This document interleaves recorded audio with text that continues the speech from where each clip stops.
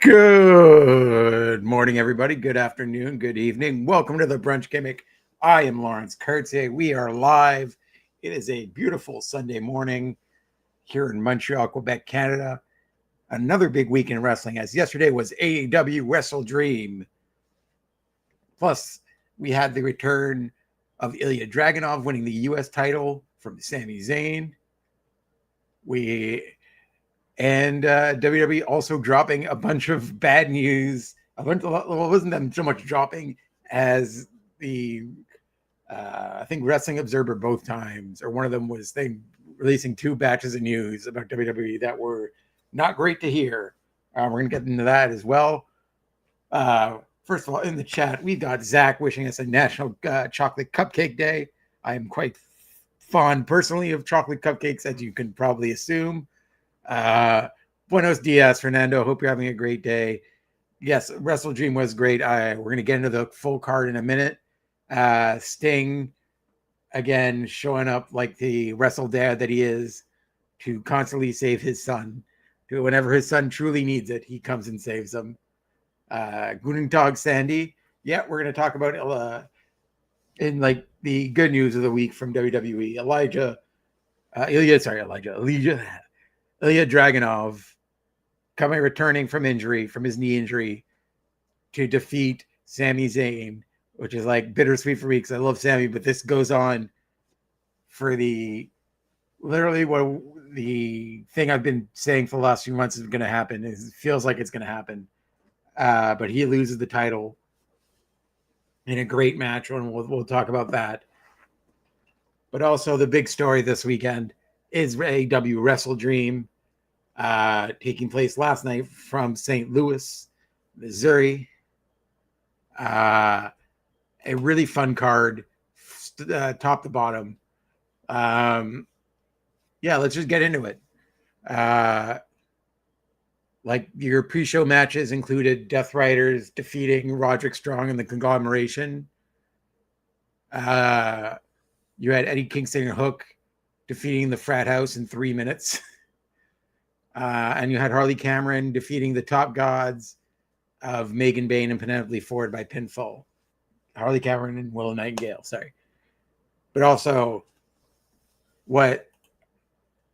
honestly, if you were just looking at the pre-show, the like tailgate brawl pre-show, and you didn't order the pay-per-view, I can understand their decision being frustrating. But as somebody who watched both, I think it was such a cool idea and such a cool visual to break up the FTR Jet Speed match between both. So if you weren't watching, I think it started with 5 minutes left in the pre-show. Around there, the FTR versus Jet Speed match. And like you're thinking like, wow, they're only getting out here now. And like the pre-show video starts. I'm like, I guess they're gonna finish this quickly. And before you know it, they're in the ring, both teams just throwing hands at each other as the fireworks going off to start the show. It was such a smart, like, creative move. I like when wrestling at least tries new things. And I honestly think this worked. I think it looked so cool. It gives the Jet Speed and FTR the rare designation of being the closer of the pre-show and somehow the opener, the accidental opener of the main show. And it was a great match.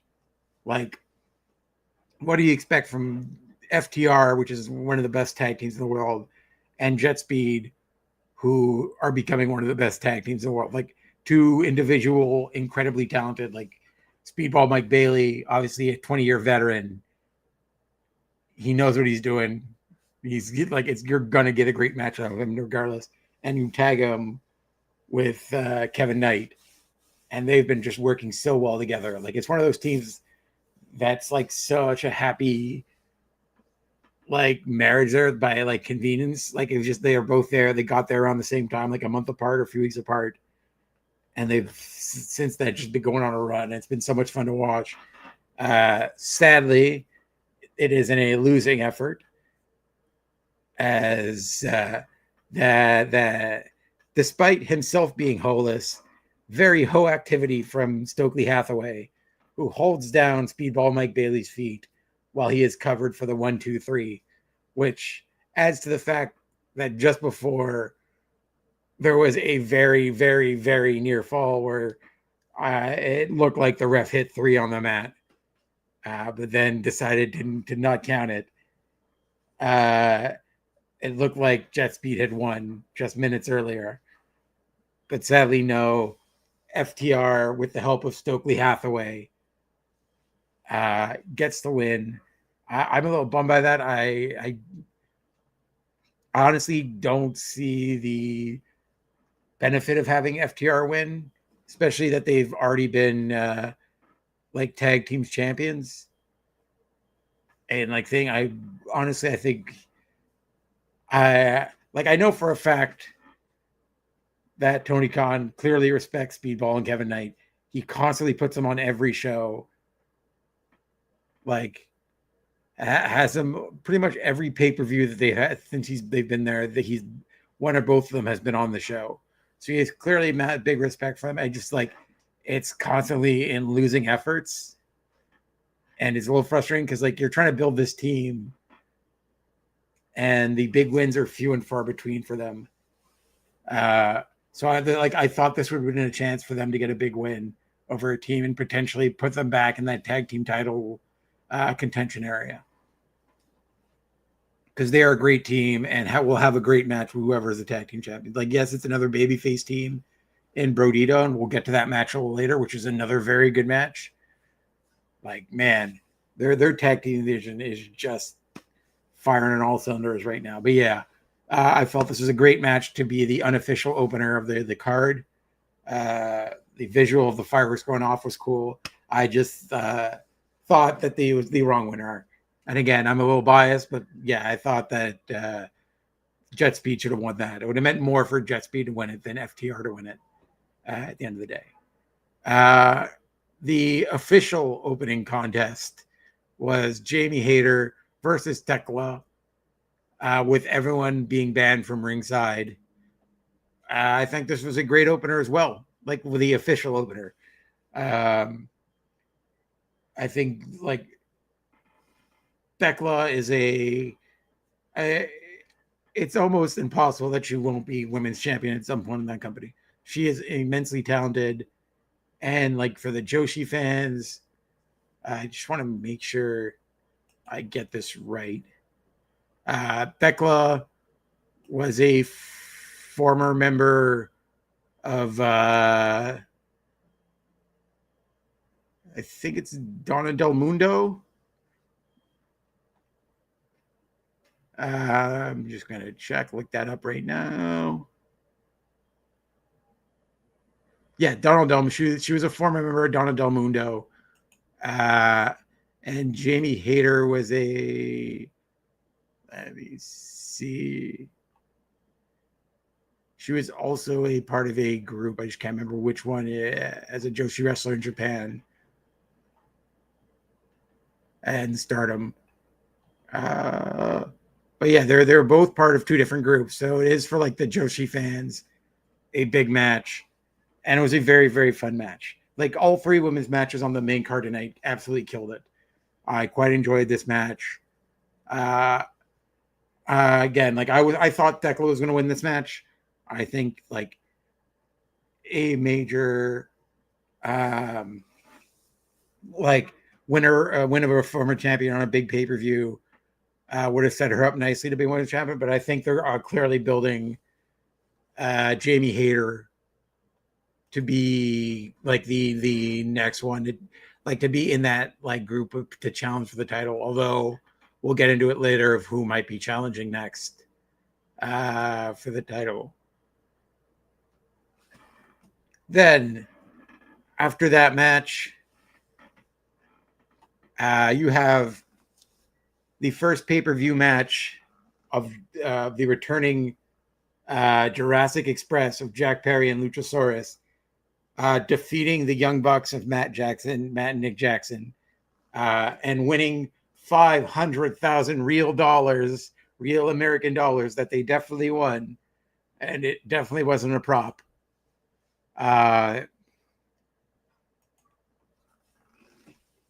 This one, this was such a fun match. I'm so happy to see Jack Perry and Luchasaurus. Like I'm quite happy that they didn't revert back, and like he said he wouldn't, but revert back into just being Jungle Boy Jack Perry.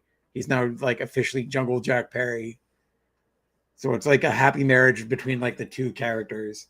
And I felt this match was great. The Young Bucks, again, their entrance and what they're doing, right? Like what they've been doing the last few matches has been so much fun. Like it's generally exciting that you don't know what their entrance is going to look like ever. And this one, on the big screen, they showed everything it costs, like the entrance, pyro, entrance gear, all their costs, and seeing that they only had $36 left, and it flashed, and sort of like reminiscent of the right to censor. They just came out to the repeating words of insufficient funds, which, hey, we've all been there at some point. But yes, it cost them just under $500,000 for their full entrance and everything. It was a nice touch. So them needing the money and them needing the money and them going like it was a very fun entrance. I like how they're building on this, and later on building to the return.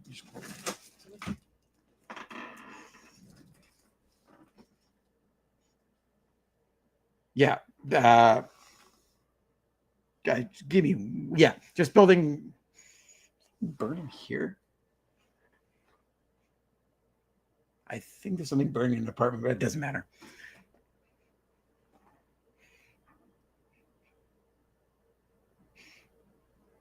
Yeah. Sorry, it just like weirdly smells like fire in the like something burning. So it's throwing me off, but it's fine. There's no alarm going off. We're good. Till there's an alarm going off, we'll be fine. But yes. It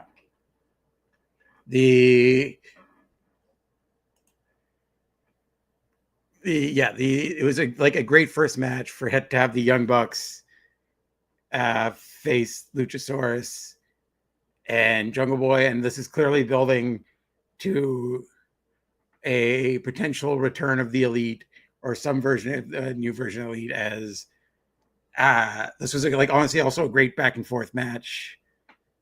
They both got a chance to show out, and like Jack Perry looks great. Looks like he hasn't missed a step from being off for a little bit, and like him and Luchasaurus just still look great together. Like it's been a while since they've tagged together, and they look great together. And it was definitely the funnier winner and the better winner to win, because I think this is clearly setting up the return of the Elite as after the match, Jack Perry and Lucha takes money out of the bag and tries to offer to Matt and Nick Jackson, but they are jumped by the Don Callis family, by some members of the 300 member, one of three of the 300 members of the Don Callis family, jump Luchasaurus and Jack Perry as they're trying to hand the Young Bucks money. The Young Bucks don't take part in the post-match beating. They're kind of confused and walk out, but they don't help them. They just walk out of the ring. And as they're walking to the back or walking up the ramp, Kenny Omega's music hits. Kenny Omega sort of looks at them and is like, "Are you going to help?" "No." "Well, fuck it. I'm going to go." So like there's the interaction between those three and like them not helping Jurassic Express, but also not helping in the beating. And Kenny Omega hits the ring, helps them clear the ring, and Jurassic Express celebrate with their big old bag of $500 real dollars that they will definitely keep, and not at all fake money. As you remember, I think that was how Speedball and Kevin Knight and them got together. It was in a 4-way match, a 4-on-4 match, and their team won $400,000, so $100,000 each. Then they immediately on Speedball vlog the plot to murder each other to get more of the money was set up, which so far hasn't happened. But yeah, like again, and it's going to be a thorough. Like I felt this whole card was solid as we go through each match. I honestly didn't feel there was a weak point. Usually, there is one match, like maybe even the next match could have been like a Dynamite main event. Like usually there's one where like this could be a Dynamite main event, doesn't have to be on the card. But like everything here was like a lot of fun, and I felt the right person won from like the end down, like this half down. But yeah, this was followed by the Hurt Syndicate of Bobby Lashley, Shelton Benjamin, and MVP defeating the Demand of Ricochet, Bishop Khan, and Toa Leona. This was again a like basically street fight. It was a Tornadoes Trios match to determine the number one contender of the AEW Trios Championship, which is currently held by the Ops, who we will talk about a little later in a couple matches.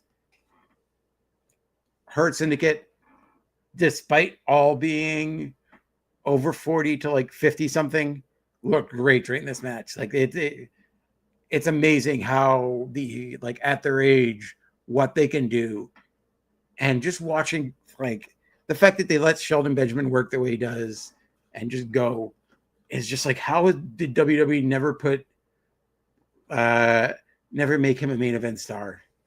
It's still unbelievable to me. Like Shelton Benjamin is so talented and has been like, he is 50 years old and doing insane dives over the top rope.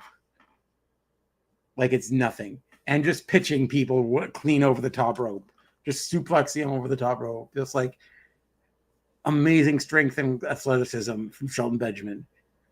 Like I would like to see him as like either ROH champion or maybe like in a quick run for like the AEW world title. Again, AEW world title is going to be harder, but like I wouldn't mind seeing Shelton Benjamin win the ROH world title one time before he retires. As the news this week is a lot of wrestlers within the next couple of years will be retiring. We like I came up with, which is very strange, but like also, yeah, like again, this is. I'm all for the Elite getting back together, as they've been teasing it too on BTE, and like they're saying that the BTE isn't complete yet, so they've been teasing it. Again, the Demand already got like big wins over like they would have been the more interesting champion grouped a thing, but like as the night ended, it makes more sense why the Hurt Syndicate won. WWE never did believe in Shelton Benjamin. It sucks because this dude is 50 years old and doing what he's doing. It's insane. And it's like, imagine him in his prime. Like, how have you never made him heavyweight champion for like a long, like, I can't understand it. Shelton Benjamin is so talented and just one of the most liked people in like any locker room he's in. But yeah, it was a really, really fun match. Ricochet is such a good heel, man. He is so good at this. I like him sort of being the leader of the demand. I think their time is going to come as Trios champion. I wouldn't be surprised if this sets up down the road and not too long them potentially taking the titles off the Hurt Syndicate. Because I don't think this feud is over. I think that this is one that like might be quiet for a bit, but it's going to come back up. But again, a really fun match. Like like Ricochet putting like all the members of the Hurt Syndicate through the table was a cool spot. And like it was sort of a tell from how the main event ended that the babyface team won and is now challenging for the AEW Trios Championship. But after this, you had match number 5 between Mark Briscoe and Kyle Fletcher. Like, man, Mark Briscoe is so talented. It's amazing that, like, it's sad that they weren't allowed to be on AEW television for so long for here's the thing. I don't think cancel culture is a real thing. I just think people complain about cancel culture because they don't want to actually make restitution and change their ways. Mark Briscoe is one of those. Mark and his brother were one of those people that legitimately apologized and worked to be better from their past. And they should have been giving another shot earlier because everyone around them was like, no, they misspoke and they have grown and they have learned, and that's what you're supposed to do. And like the fact that he's now regularly on pay-per-views makes me so happy because he is so talented. It makes everyone else around him look so good. And puts it his heart, everything into every strike and everything. Like everything Mark Briscoe does looks like it hurts like hell. And he's throwing his full body behind everything. This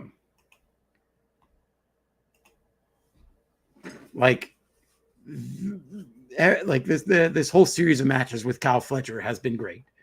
There hasn't been a bad match between Mark Briscoe and Kyle Fletcher. I think I wish Mark Briscoe had won, gotten the upset just once.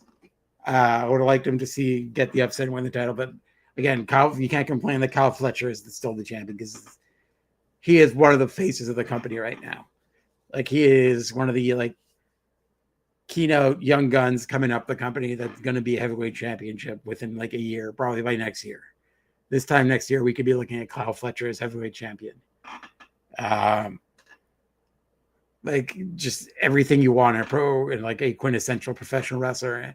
And they've the near falls got me there when he was hit the 3 froggy bows on him, and Mark kicking out of the brainbuster, and then just Kyle Fletcher knowing that it's going to take almost murdering poor Mark Briscoe to win the match, and doing the brainbuster off the top rope onto the turnbuckle was just insane for the win. It's absolutely nuts. It was a very hard hitting, very fun match, and Mark Briscoe very much deserving of being a single star on his own. Just pure entertainment, everything you want in a wrestler as well. I love this match. I think it was a great way to end the rivalry for now with Kyle, although at the press conference he was sort of teasing another match between Mark Briscoe. Kyle Fletcher was not having any of it. He's like, no, it's done. It's done. But yeah, it was a great way to end this little rivalry. I would like to see Mark Briscoe hopefully be kept around the title picture. If not this one, another title. But yeah, Mark Briscoe rules. And I was quite happy for him in this match. Like I'm a little sad he didn't get the upset. But man, this was a fun match. And another big win for the 3,000 members of the Don Callis, one of the 3,000 members of the Don Callis family. And then we were talking about good matches and great rivalries. The Chris Statlander and Toni Storm for the AEW Women's Championship. Oh, man. The next two matches just leading right into each other was great. Stat, like, you're talking about somebody who can run any women's division in the world right now. And that person is Chris Statlander. Like, no matter where you put him, you're going to be like, oh, no, that person's going to be that's a heavyweight, like, that's a women's championship contender or champion, no matter what company she steps into. And it was definitely the right person to beat Toni Storm at the end of the day. Like, I like that it was a shocking pin. Like, I was there in Toronto watching that match, and it caught everyone off guard. And like them going at it again was so much fun. Like, the finish this match was absolutely great. What's funny, it was a better finish and made like Toni Storm look tougher in this match than Jon Moxley did in the main event.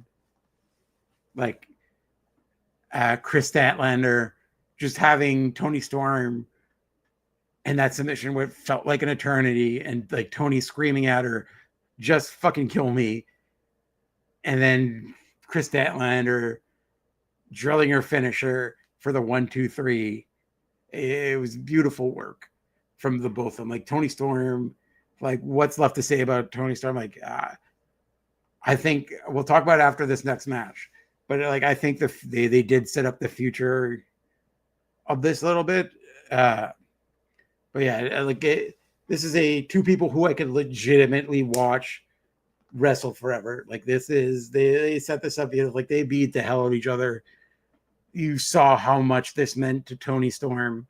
The fact she would not tap out. Absolutely.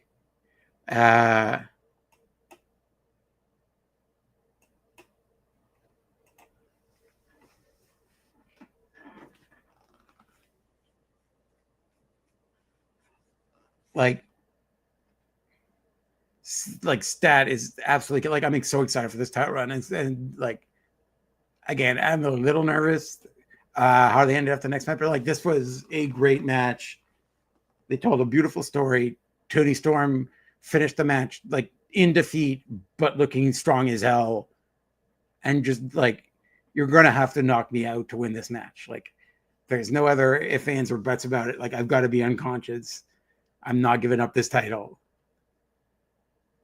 Like, you can tell throughout the whole match how important being women's champion was to the both of them. And Chris Statlander is ready to be like hopefully a little longer title run. Because, man, that's the star. This match, immediately following this match, while Chris Statlander is walking up the ramp, she is interrupted by Mercedes Moné, who is making her way down the ramp for what was a open challenge match to any champion. So the basically the way to answer to this match is you had to already be a champion for a winner takes all match for the TBS championship. And it was answered by none other than Mina Shirakawa. Again, this match, a lot of fun as well. Like, how do you not love Mina Shirakawa, man? Like, she rules. She's like showed out as well. Mercedes was, again, selling her ass off on everything Mina was doing, just making everything look brutal as hell, and just pissing off the internet again by beating Mina Shirakawa and becoming the interim ROH Women's World Television Championship. Winning her technically 10.5. Like, I understand that the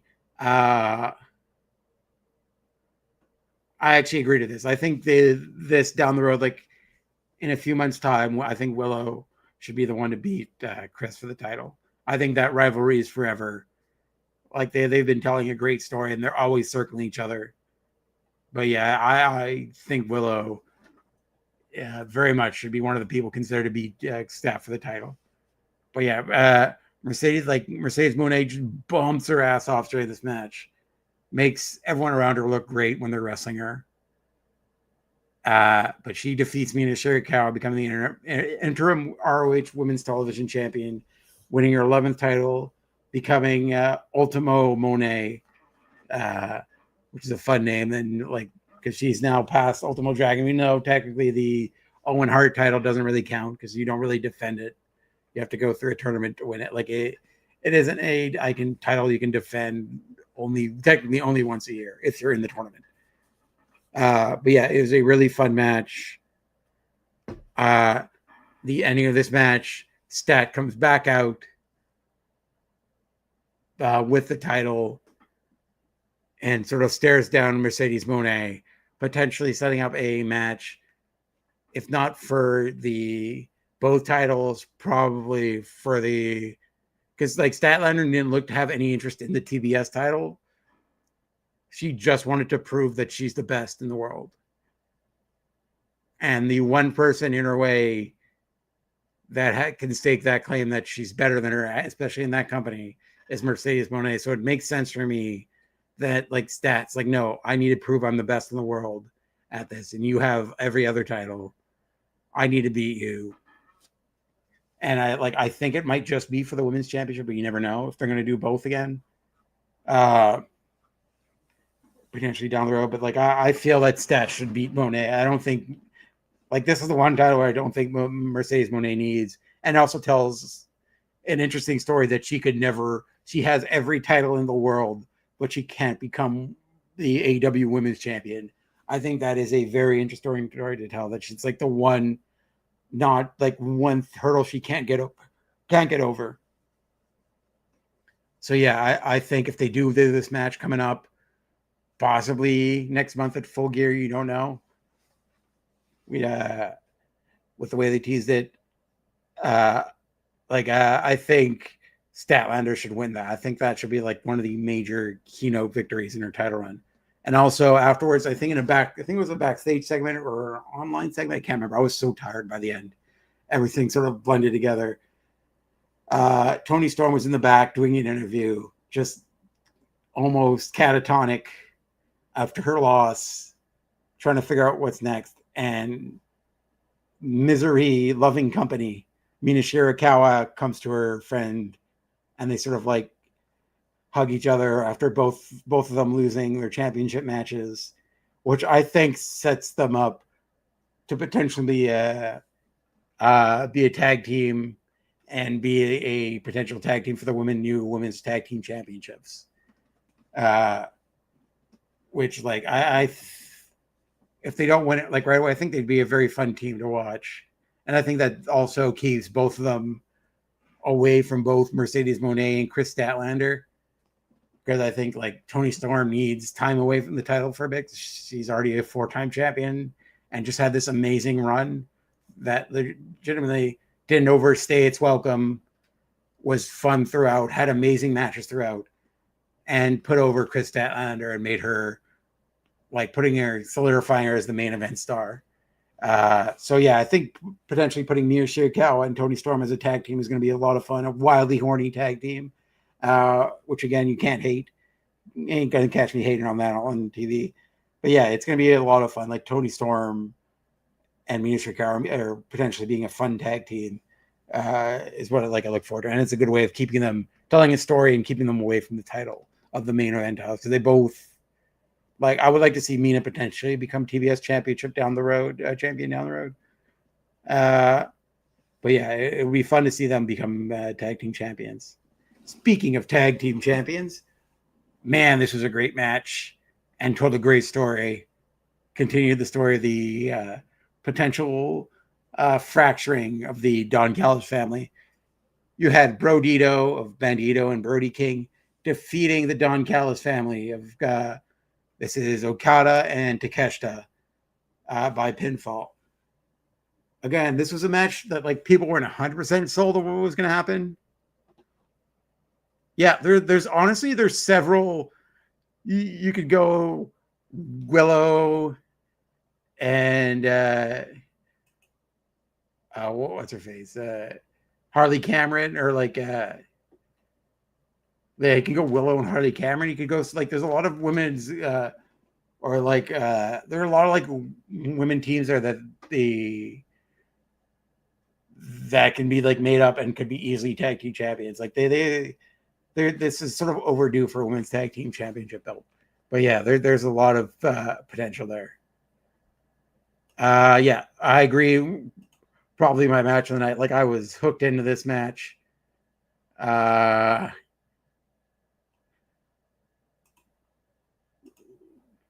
Like Brody King, you're talking about teams that like sort of like they lucked into, and like AEW has been doing a great job of like, oh, these two just work so well together and makes so much sense and just looks so cool. And that's Brodito to the T, man. They just look so cool together.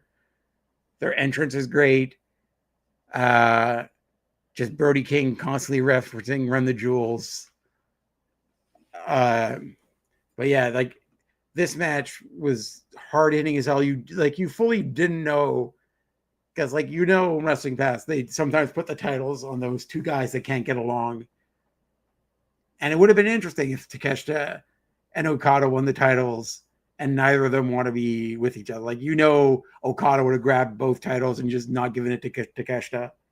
But throughout this match, you started to see more and more like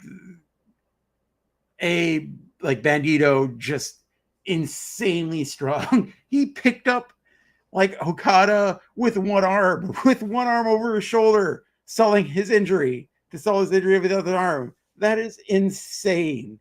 And suplexed him with one arm to stabilize him. Just absolutely buck wild strength. And then your tag team partner is Brody King. You're talking about like this is some of like the strongest men match like you can see.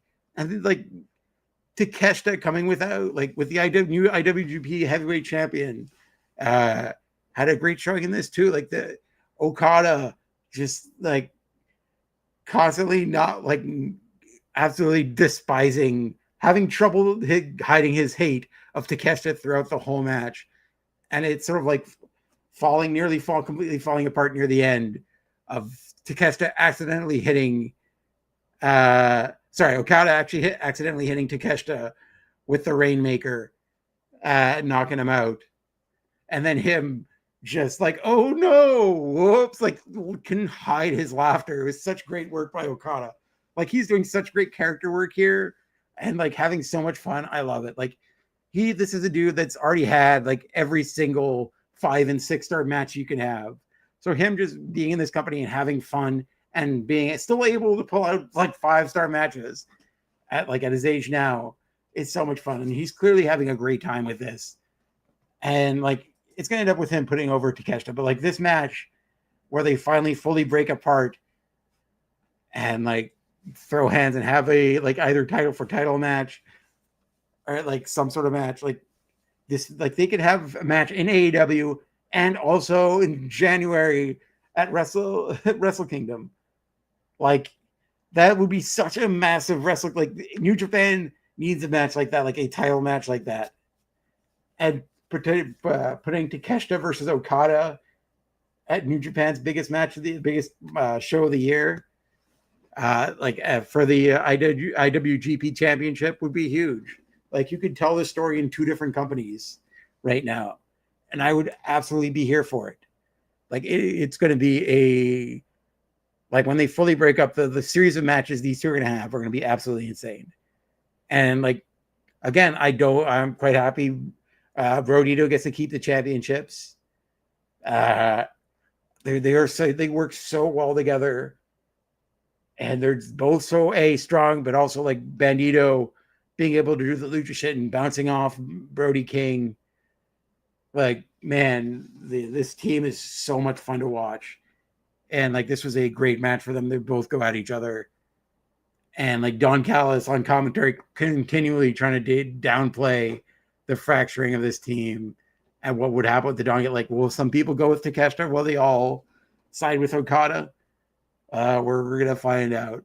Especially like the little like jokey stuff of him doing like Okada doing the flip off spot and then keeping it up and still flipping off and not stopping to flip off Takeshita. And just like, what, you flipping me off? And still holding it up the entire time. Like Takeshita grabs his fingers, about to hit him, and like they get broken up. Like stuff like that is great. They're doing great work. I'm quite happy with this. Again, great match. I'm like, again, can't complain about the winner. I'm perfectly fine with Bandito and Brody King winning. Oh yeah, absolutely. Like the dude puts on banger after banger after banger. This was like it's such an immensely fun match. Like, yeah. And then after this, we had Hangman Adam Page defeating Samoa Joe by pinfall, followed by the Ops coming to the ring, seemingly to console Samoa Joe and congratulate Adam Page, only for them to turn heel and jump Hangman Adam Page and beat him down after the match, which does set up their match against the Hurt Syndicate, which like Hurt Syndicate being the clear baby faces there, which again, I wouldn't be surprised if the Hurt Syndicate win the titles off the Ops and also help Samoa Joe solely focus on the heavyweight championship, which also one of the people who has now hinted at retirement is Samoa Joe, although he is under contract till 2027. So we'll see if it's another full year or what happens with Samoa Joe. But yeah, it looks like within the next 2 years, we're also going to be losing Samoa Joe, which makes sense because even though it's not a voice act, like you don't actually see his face or hear his voice, his physical acting in Twisted Metal is so good. And I talked about this before in a past show, but like is so good in that. Like it's one of those things that is so much harder. Like you can't rely on your face or anything else. And just his physical, like everyone on that set always makes a point to point out how good Samoa Joe is. So it makes sense that he is also going to be moving potentially to Hollywood full time. He also does voiceover work for video games and stuff. So he's going to be booked and busy for sure. And it's one of those things while we're talking about like retirements and stuff, and there's a slew of them, like AJ Styles, once again reiterating this week that his time is coming to an end. They're already starting to do sort of a final celebration for him as they, at the house shows in Japan, they held AJ Styles over their shoulders and sort of gave him his roses. We're like two of the biggest TNA names of all time are retiring. Like I remember when they were free agents, like, and it's like, oh, he's going to sign with TNA. Oh, he's going to sign with AEW or sorry, WWE, like CM Punk. I remember like hearing about them for the first time on like a wrestling radio show. And now it's insane. It's like the past of time. But yeah, Samoa Joe hinting that his retirement is coming. This was another really fun match. I mean, what do you expect from Hangman and Samoa Joe? The physicality was there. Samoa Joe is one of the best in the world and one of the best to ever do it. Like, the fact that the like person off the top rope and him just walking away will all like, or a wrestler will just walking away, ignoring it, will always be known as a Samoa Joe spot is like great, like also all time for his legacy. But yeah, I think this was one of the more obvious winners of this match. Like it was clear that he wasn't going to lose it after his second defense. And like I think it's smart to turn Samoa Joe heel here. As like every time they come out, I'm like the Ops feel like a heel team. They've just always like part of me has always felt like a heel team, and I think they'll work better as heels going forward, as just like pummeling the baby faces. Like it always like felt a little off that they're constantly helping the baby faces. But yeah, like I felt this is the right move. Like they're clearly going to continue this feud with Samoa Joe and Adam Page. I think this will be a great feud. These two guys are going to beat the hell out of each other. It's going to be crazy physical. And like, how can you not be entertained by this? And I'm always happy seeing Samoa Joe in the main event position. Like, after his WWE run, which was so badly squandered, like they did not know what they, like we're talking about Shawn and Benjamin, like WWE did not know what they had in Samoa Joe. He should have beaten Brock Lesnar for the heavyweight title. How did that not happen? Like, it's like, man, especially as like his career is coming to an end now. Sort of like reminiscing and thinking about, like, man, that was such a missed opportunity that we lost out on the Samoa Joe heavyweight title run in WWE, but we got one in AEW and potentially a second one in AEW. We will see. But yeah, a fun match. And it leads into the, again, very controversial main event. At least the finish was. Darby Allin defeating Jon Moxley in an I Quit match. Again, this was an impossible match to deal with the weight of expectations here. This is what I'm also worried about, yes. And we will talk about my problems with WWE in a minute as the different news stories that came out on Friday. But yeah, this was a fun match, but also, like, it's so funny that the weight of expectations here was, oh, there's gonna be a murder. Especially that it was moved to the main event. You're like, we're gonna watch a snuff film here. There's gonna be some Faces of Death stuff. Like, there's gonna be a murder here. You've already teased setting somebody on fire, throwing a Molotov cocktail. Like, it did, like, suffer from the weight of expectation there. And they did try to do some more, like, different stuff to each other. And like that's part where just extensive whipping of Darby Allin was insane. Like that, I don't know how these dudes walk in the morning, man. It just, like, that was a long period of him just getting brutally whipped by that belt. And the fact that they used Bush era interrogation techniques at the end, where he was drowning Darby Allin in the water tank, was like, it was like, oh yeah, there's no way to face that. Yeah, I heard about this. Like, I have my problems. I got it on, I was watching on Triller. I usually watch, Triller's a little cheaper than ppv.com. I usually do Triller at ppv.com. Like, Triller's a little cheaper and, like, the quality's a little worse. I feel, but just a little bit. But yeah, I was watching on Triller, so I didn't have that problem. Like, I heard about in the morning that Amazon cut out.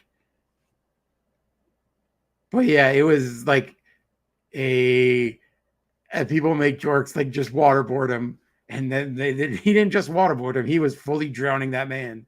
There was no faking that. And like, it was one of those, like, how does he not quit that? But then, like, some people were trying to defend it, and I get the argument that, like, I'm happy you got a refund, because you're talking about I mean, sometimes their CEO is a vile human being. Just absolutely, like, I don't know how that dude, I'm not gonna get my, like, I don't know how you wake up in the morning knowing you could end homelessness and still be a billionaire easily. Like, it would cost you nothing. You would feel nothing.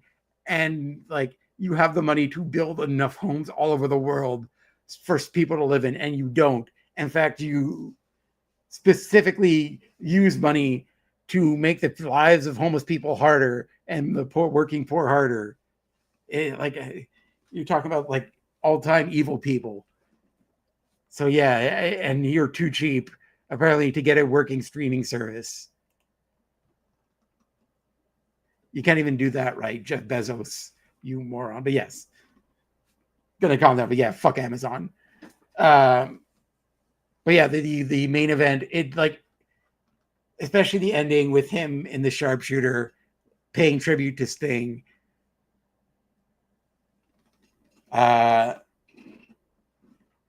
It was like, that was nice, but having, like, after all this, everything you have been through with Moxley, and it's a sharpshooter that he did, like, granted, a sharpshooter, and it was hard to tell. The visual was hard to tell because you can't see the glass in the giant pool of water, which is the main reason they had it in the main event, because the mat would have been ruined. Like, blood, you can change the canvas afterwards. But like, that was a shit ton of water that's soaked clean through. There is no changing the canvas. That is into the wood. But yeah, as he's choking out Darby, Sting, lights go out. Sting appears to save his son in his hour of need. And in a beautiful no-look pass to Darby Allin, passes him the bat and sort of like the baton, figuratively. And they, like, also Sting breaks apart the fish tank, which again, the video, like, it was cool, but also you couldn't tell where the glass was because of all the water in the ring. It was impossible to see where the pieces of glass were, which I'm sure was terrifying for them because those were jagged pieces of glass. Those were like not like regular death match glass. That was like large, dangerous, jagged pieces of glass in the ring. Which, like, he did get cut up a bit. Moxley did get cut up on his arms a bit near the end. But yeah, it was one of those things where everyone expected a murder to end this match, and you got a simple sharpshooter. Like, I think it would have sold it more if he did, like, the Scorpion Deathlock on one end and sort of, like, tie up the, sort of like hang him with the rope or the flag on the other and hold the flag on with this arm, Scorpion Death on it, and you sort of like have the flag around his neck and you're choking him out at the same time. That would have like looked more brutal. And like that would have made a little more sense. But the fact it was a simple Scorpion Deathlock, kind of like any other match would have been fine, but you've built up so much between these two guys who murder is their thing, and it just ends in a simple wrestling hold is kind of funny. And I get like the deflating feeling of that. And like it does a little bit make Moxley look silly. But I'm like, I'm excited. I think it was the right winner. I felt like he was going to win from the jump. I think especially after Darby lost the casket match. It was quite clear that if they're doing another one, Darby's going to get the wins because they need to build up Darby too. And Moxley was just champion, so he's got nothing to lose by losing this match. It's just like he looked a little silly.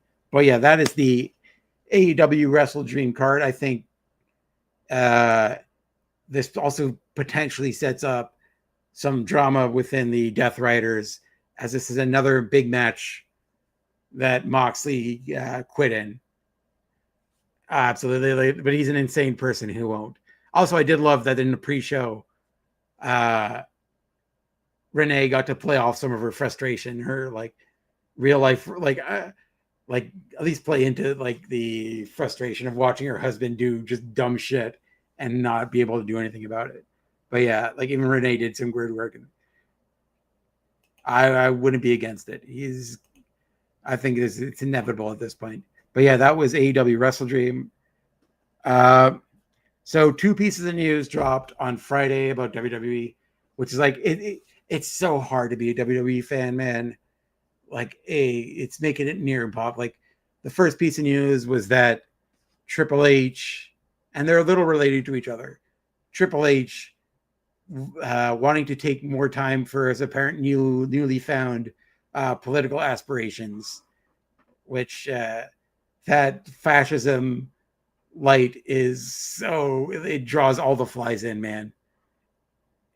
Being around that level of fascism and power draws all the worst people in. But yeah, apparently he wants to take more time to be apparently around that terrible, terrible room and all those awful people. And they're also employing. They just hired somebody to supervise the AI, which apparently AI will be helping with the writing, which, and I cannot stress this enough, is a truly horrendous idea on several levels. One, it's gonna lead to a worse product for the fans. 2, it's terrible for the actual writers in the world who you have historically disrespected. Like there are so many good writers in there, who have been bullied and forced out of the business, and never wanted who ideas have constantly been shut down, who loved wrestling and been forced out, and now you've got them working with this stupid robot. And 3, it's also bad for the environment. It's literally killing our planet, poisoning our water because of those giant server centers that need to be built for AI. So on 3 levels, this is so fucking dumb. You're giving, not only are you charging your fans the most ever, you're charging them for a computer to write terrible storylines because you're too lazy to show up. And he wasn't there. Triple H was not there on Friday either. He wasn't at SmackDown, which is probably why SmackDown has been better the last few weeks. It's so stupid. I cannot, it makes me so angry to think about that. You have writers there who can come up with great storylines. You can hire people who can come up with more creative storylines than the robot who does not know who's in and out of the company right now. It's lazy. It's awful. And it's not like you can't afford your $1 billion company, making record revenues. And you're doing the laziest, cheapest possible thing. Is just fucking sad for the business on a whole. I hated this when it came out, and this was also coupled with the fact that even in the moment I called it, I called it what it was. The story coming out that people in WWE were actually taking joy in the fact that they heard from the White House. They already are. They're already people thank God. And this is why I'm going to say thank God for unions. There was a writer strike to prevent from this happening. There was literally just went through a writer strike and an actor strike to prevent this because of unions. But who doesn't famously have a union? Professional wrestling. Oh, isn't that great? But again, thank God for unions, because they prevented that from becoming a thing. They also tried to force an AI actor, and that was shut down quick and mocked. But yeah, this was a major sticking point of the writer strike. Which don't there are real writers with real creativity. Oh yeah, it's first of all, how are you, Maria? Hope you're having a great weekend. Yeah, 100%. Corporate America should it is such a sad state of where the world is right now. That it's the robots who get to do the art and the fun things, and we have to do all the hard labor. That's where we're at right now. But yeah, also, which really coupled with it was the story coming out that people within WWE were taking joy in the fact that, and heard back from the White House that after Paul Heyman's, and I called it on the moment, it was a rape apology promo where he defended Brock Lesnar and saying Jesus was scrutinized, Malcolm X was scrutinized, and Brock Lesnar was scrutinized. Apparently the White House took note of that and used that in defense of the president in the ongoing release of the Epstein files. So congratulations, Paul Heyman. You helped defend every single major pedophile in the world. Good job. We're batting 1,000 this week. You somehow both defended your predator buddy and every single predator, every single big name predator in the world, all in one foul swoop. Because the fact that that was okay to go on TV, the fact that Paul Heyman thought it was okay to say it, I knew it in the moment it was going to be used by the worst people imaginable to defend the indefensible. And it's exactly what happened, and it sucks. And like it's not a shocking story at all. But yeah, that was a bummer. Like it's getting harder and harder for me to cover WWE. I'm trying to, because like I do it for you guys as well, and I also like there's people I like in that company. I love Sami Zayn, and it's the fact that Sami Zayn took it upon himself to put Ilya Dragunov over and give him the title. Like it's showing it's not about the title, it's not about the length of the title run. 100%. Like, yeah, he was in on it as well. Like, and lied about it. But yeah, the fact there's such good things happening there and there's good people in that company. But like, they just constantly have to remind you, oh yeah, terrible people run this company who honestly hate you. But yeah, all in all, still a fun week of wrestling. I'm very happy. Again, this is me not being like partisan anyway, because like I watch both. I love press, but like this is another week where I'm like, man, I'm happy AEW exists because I can still love professional wrestling and watch professional wrestling that I enjoy. But yeah, this is AEW Wrestle Dream. All in all, I think a solid A show. This was a lot of fun. There's a lot of variety within that show as well. Yeah, it was honestly a really, really fun show. Who, if you haven't yet, go out and check it out. Either legally or also slightly less legally if you're so obliged. I have nothing against that. But yeah, I want to thank everyone for hanging out with me this week. Fernando, Maria for coming in. I appreciate you always. Ophelia, thank you for coming in and it sucks that Amazon screwed over so many fans over. Oh yes, the Andrade thing is insane. That's going to end in a lawsuit. For people that don't know, Andrade showed up in AEW only to find out that he has a 90-day clause, and if violated, it becomes a 1-year unpaid clause. Like the fact he on paper will be unpaid for 1 year is insane. And once again, why unions are important. Like unions aren't perfect, but they're definitely important because they would have prevented wrestlers from having to deal with these clauses. Again, this was a clause that was enforced by TKO, which how UFC treats their employees and their fighters is well known, as they are famous cheatskates. It's one of those things where people assume that and it's been the times it has been tried to be employed, they fought it in court. But also fighting it in court does take time. So it is one of those things where they know it's not legal, but it takes time. It will potentially take time and potentially the same amount of time to fight and potentially win the case. So it's one of those things where just corporations being awful. But yeah, Andrade right now, again, apparently WWE didn't even know he had a clause at first. It was clearly somebody in legal who caught it and called them on it. And now AEW made sure not to mention him ever. It's sort of one of those things that just sort of never happened because they can't. And it's just awful. It looks so bad on all parts. Just let him go. You don't want to do anything with him. He wants to be gone. You want him gone, but you're going to hold on to him to spite people and to spite him.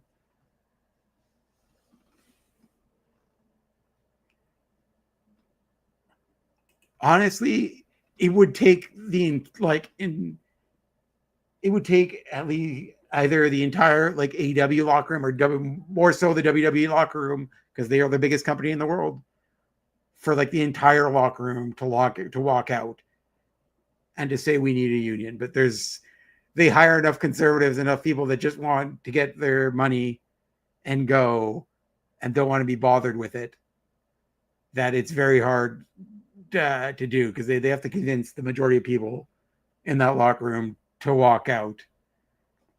So I honestly don't think so.